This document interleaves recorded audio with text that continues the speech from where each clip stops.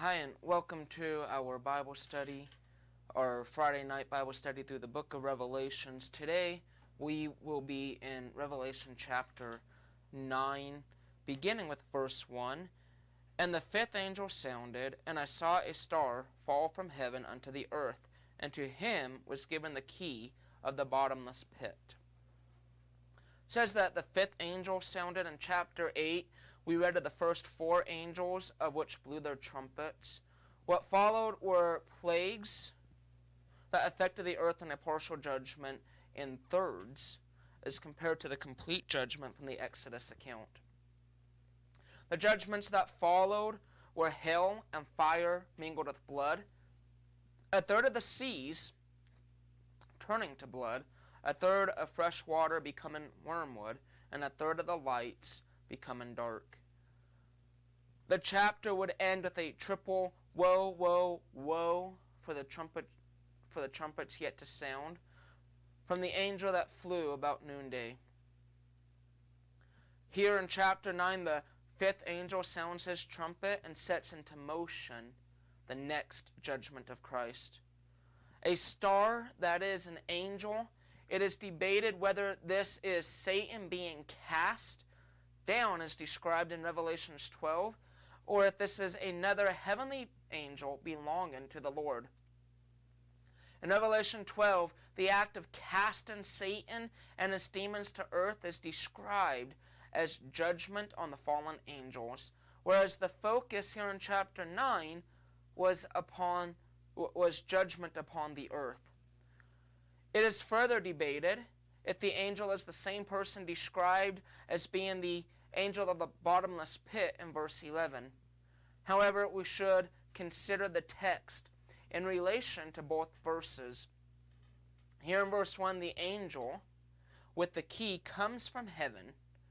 Later in chapter 20, the same angel will lock Satan in the pit for the millennial reign, whereas the angel of the pit in verse 11 appears to have come out of the pit itself.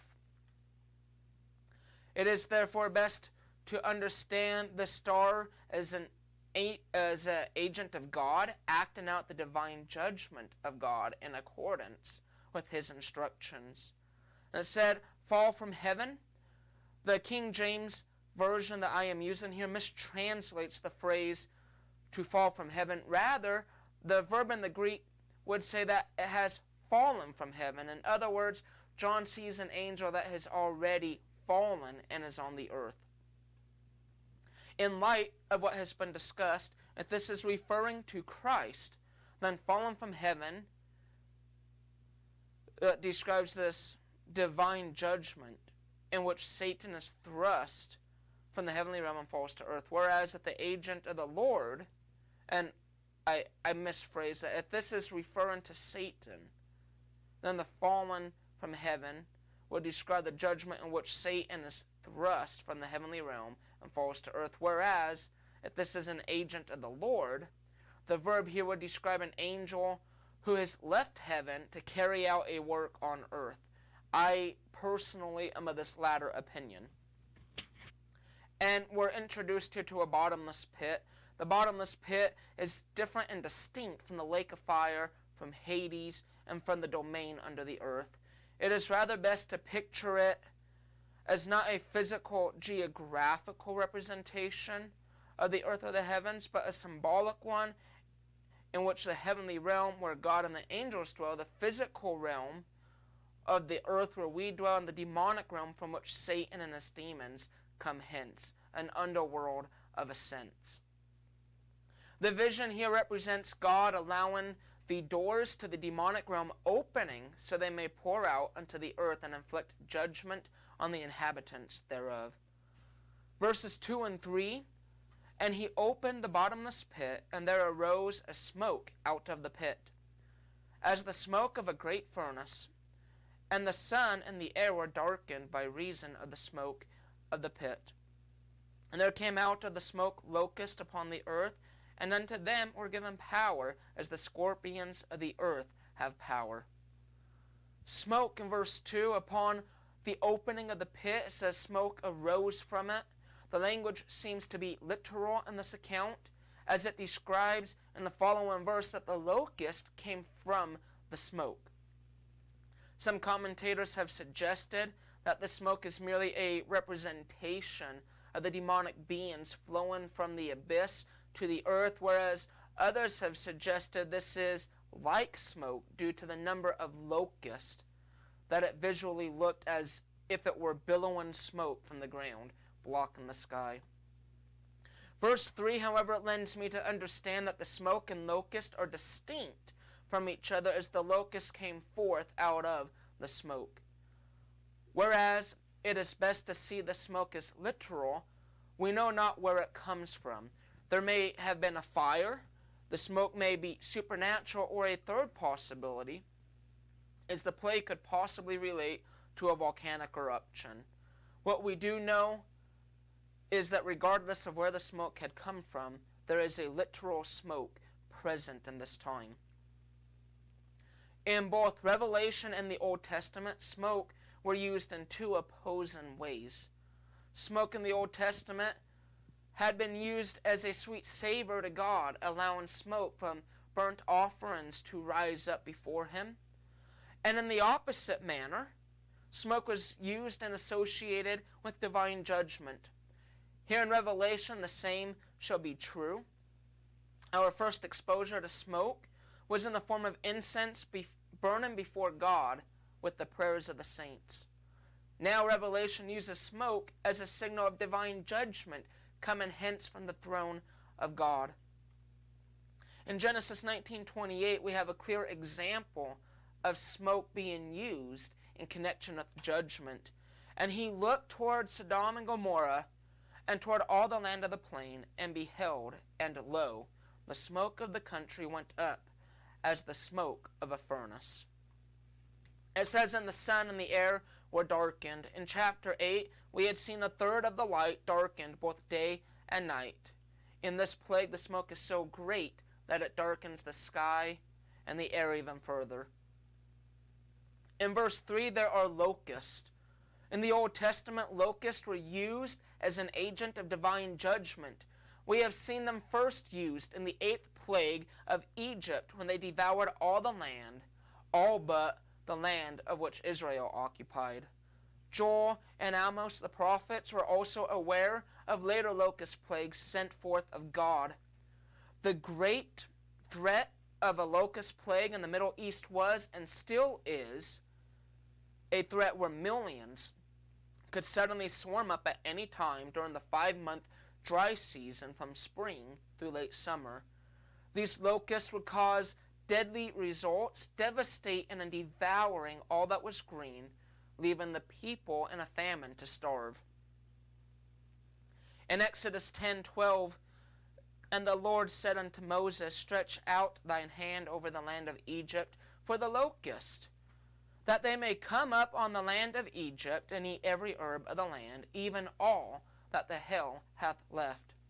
And in verse 15 of chapter 10, for they covered the face of the whole earth, so that the land was darkened, and they did eat every herb of the land, and all the fruit of the trees which the hail had left, and there remained not any green thing in the trees, or in the herbs of the field, through all the land of Egypt.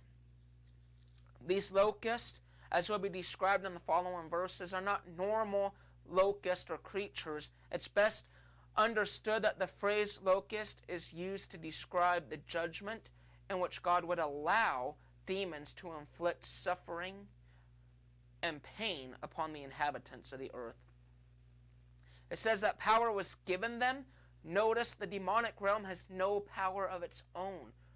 They can't do anything but God have given them the authority. Here the authority is given to cause the suffering to the men. It says, even as the scorpions of the earth have power. That is, scorpions have the power to sting and cause a painful reaction. Verses 4 through 6, and it was commanded them that they should not hurt the grass of the earth, neither any green thing, neither any tree, but only those men which not have the seal of God in their foreheads. And to them it was given that they should not kill them, but that they should be tormented 5 months, and their torment was as the torment of a scorpion, when he striketh a man. And in those days shall men seek death, and shall not find it, and shall desire to die, and death shall flee from them.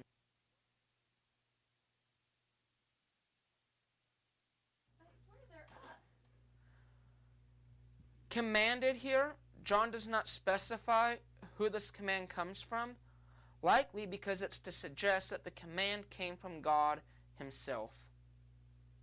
Green grass, any green plant, or trees. These locusts, not only supernatural in the fact that they are demons, are also different in the food they consume. Rather than the consuming plants, which is the normal diet for the beast, they will feed rather on men. The seal of God. Here we see the sealing of the 144,000 from chapter 7 come to effect. Those who belong to God will be spared from the judgment. This echoes from Ezekiel, where God had commanded him to mark those who had cried out for the evil being done, that they would not be destroyed when the 6 angels went into the city. Ezekiel 9:4 says, And the Lord said unto him, Go through the midst of the city, through the midst of Jerusalem, and set a mark upon the foreheads of the men that sigh and that cry for all the abominations that be done in the midst thereof.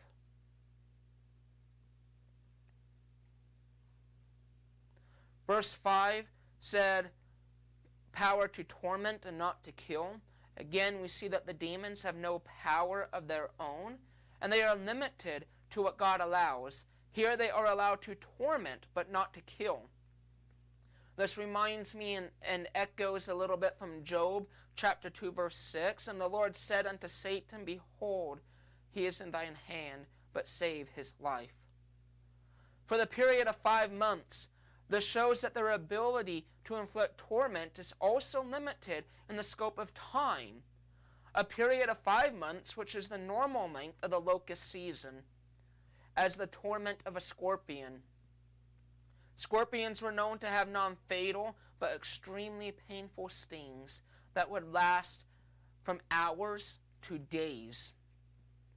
It says that they will seek death and shall not find it, they shall desire to die, and death will flee. The men afflicted of these demonic locust plagues will desire to die. They will be plagued to the point of even seeking suicide. The locust will have the power to cause pain in all areas of life, but not to kill. And the pain and the suffering will be so great that those receiving it would rather live no longer. They shall not find the death, and it will flee from them, even though they shall desire to die. And many will seek even suicide. They will find themselves unable to die. This is a supernatural prevention of death and will likely be the lowest death rate in all of modern history. Unfortunately, to follow will be the greatest death rate in all of modern history. Verses 7 through 10. And the shapes of the locust were like unto horses prepared unto battle, and on their heads were as it were crowns like gold, and their faces were as the faces of men. And they had hair as the hair of women, and their teeth were as the teeth of lions. And they had breastplates, as it were breastplates of iron, and the sound of their wings was as the sound of chariots of many running into the chariots of many horses running into battle. And they had tails like unto scorpions, and there were stings in their tails, and their power was to hurt men 5 months.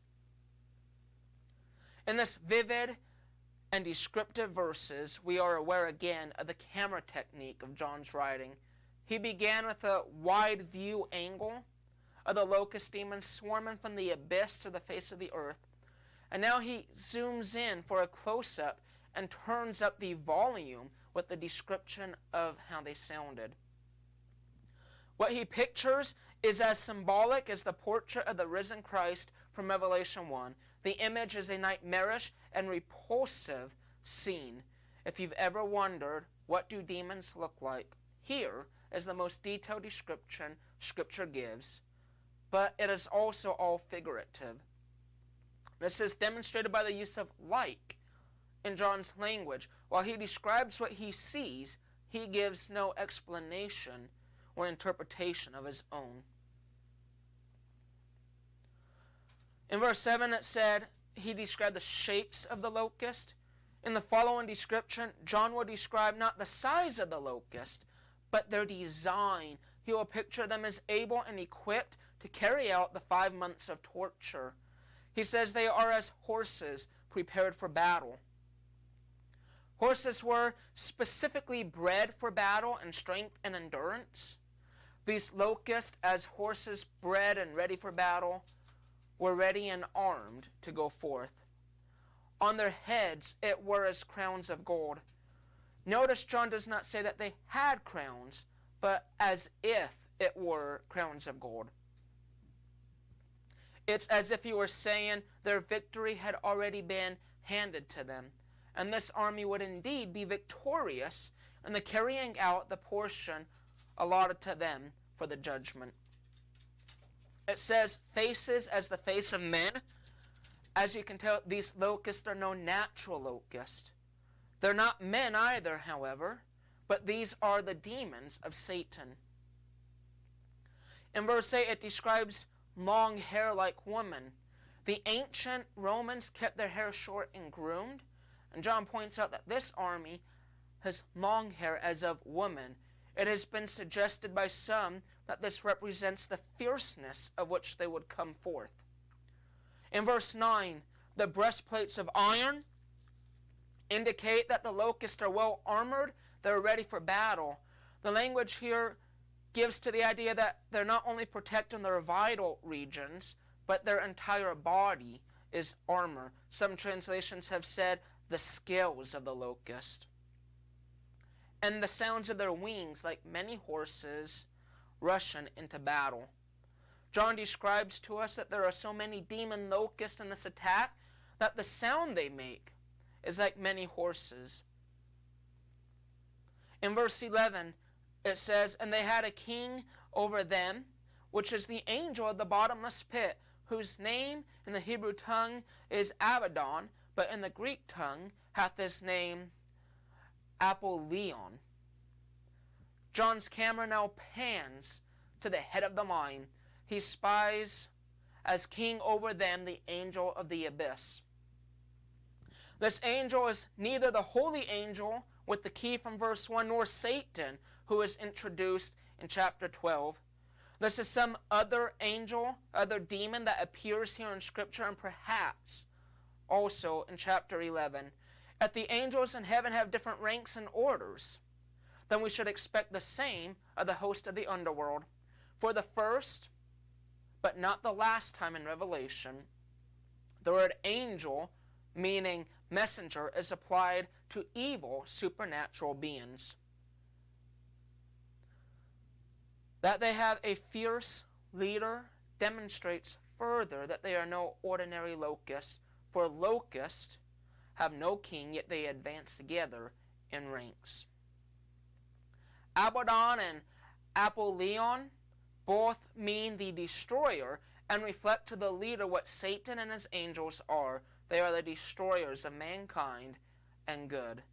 Abaddon is the central figure of the destructive forces from the abyss that was opened in verse 2. Why would evil so readily and willingly consume the wicked man who is also a servant of the devil? These events show that evil ultimately and always collapses and will consume even itself. Verse 12 says, one woe is past, and behold, there come 2 woes more hereafter. The trumpets of the last chapter focused on the earth and ended with the angel warning of 3 trumpets that would directly affect and kill men. This was the closing of the first of the 3 woes to follow, and has been presented as the first judgment we know of with a known amount of time wherein the judgment shall take place. Verses 13 through 15, we read, and the 6th angel sounded, and I heard a voice from the four horns of the golden altar which is before God, saying to the sixth angel which had the trumpet, Loose the four angels which are bound in the great river Euphrates. And the four angels were loosed, which were prepared for an hour, and a day, and a month, and a year, for to slay the third part of men. The sixth seal here seems to me that it's connected with the final military conflict from Revelation 16:12 through 16. The four horns of the golden altar, a connection from the altar made in Exodus. Also the same altar from the vision in 6:9, where the blood of the saints, of the martyrs, is poured under it. The horns of this altar came forth from the top of each corner, and it projects strength. This altar is described in Exodus chapter 30, verses 1 through 3. And thou shalt make an altar to burn incense upon. Of shittim wood shalt thou make it. A cubit shall be the length thereof, and a cubit the breadth thereof. 4 square shall it be, and 2 cubits shall be the height thereof. The horns thereof shall be the same, and thou shalt overlay it with pure gold, the top thereof and the sides thereof round about, and the horns thereof. And thou shalt make unto it a crown of gold round about. It says to loose the angels, the four angels. The command to loose the angels identifies them as demonic angels, because godly angels need not be bound. These angels were prepared for a specific moment in time, even to a specific minute, hour, month, and year, as verse 15 would indicate. The river Euphrates is the longest river in Western Asia and was the primary water source for the most important of the early civilizations of ancient history. This river, often called the Great River or simply the river, is one of 2 rivers that define the land known as Mesopotamia, the land between rivers. They're given power to kill the third part of men. In last week's judgments, a fourth of the population had been killed. Tonight we see another third. Before service tonight, I did a little bit of math and researched the current global population as of December in 2020. That population is 7,794,798,739. If we want to be a little liberal here and somewhat conservative, and assume that 20% of the world's population is saved, which I think personally is a high number, there would be 6,235,838,992 people remaining upon the earth after the rapture. Of those, 1,558,959,748 of them would have died in the judgments from last week.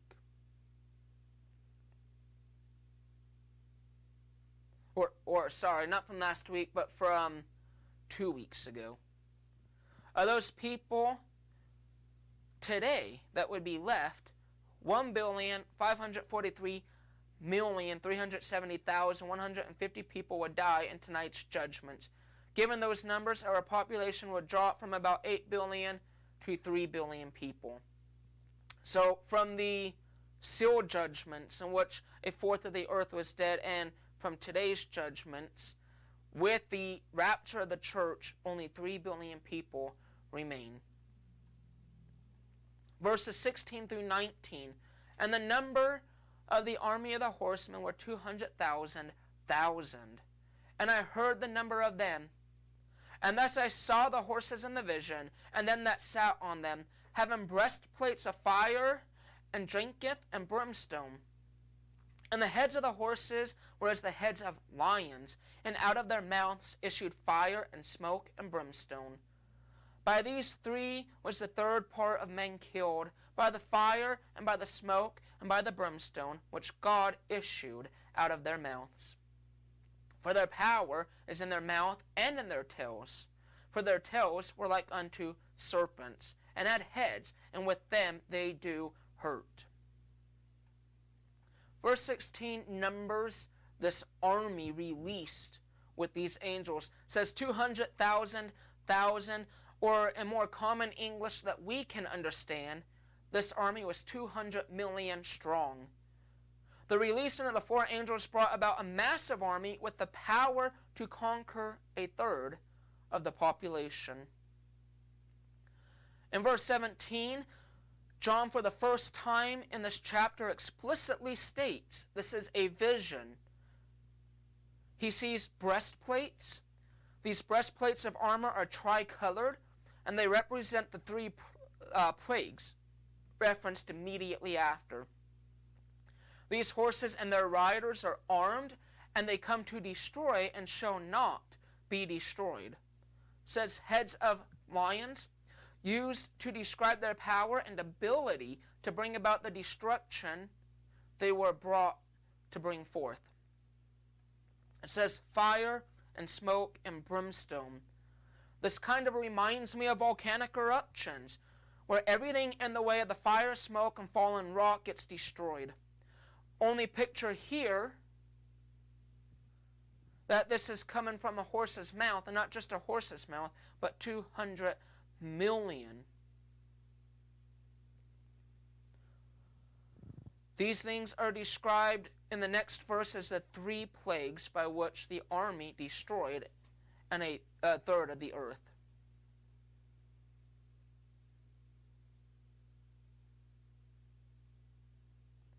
In verse 19, even scarier than all that we've read so far, is that these horsemen have the ability not only to kill from the front, but from the behind, with their tails as serpents with heads. These beasts are well equipped and well prepared for bringing about mass destruction, where all power is given to them to destroy and to kill, in verses 20 through 21. And the rest of the men which were not killed by these plagues yet repented not of the works of their hands, that they should not worship devils and idols of gold and silver and brass and stone and of wood, which neither can see nor hear nor walk. Neither repented they of their murders, nor of their sorceries, nor of their fornication, nor of their thefts. Verse 20 echoes that of Deuteronomy 32:17, where they sacrificed unto devils, not to God, to gods whom they knew not, to gods that came newly up, whom their fathers feared not. In these closing verses, John turns his attention to those who survived the last two judgments. Theologically speaking, when God brings about divine judgment, we have but two options. We can turn from our ways and repent, or else we can resume in our sin. All too often, humans ignore the judgment. John shows here that not even the pouring out of God's wrath is enough to turn the hearts of sinful men. Next week we will be in Revelation chapter 10, where we will read of the coming of an interlude between the 6th and 7th trumpet. Until then, God bless.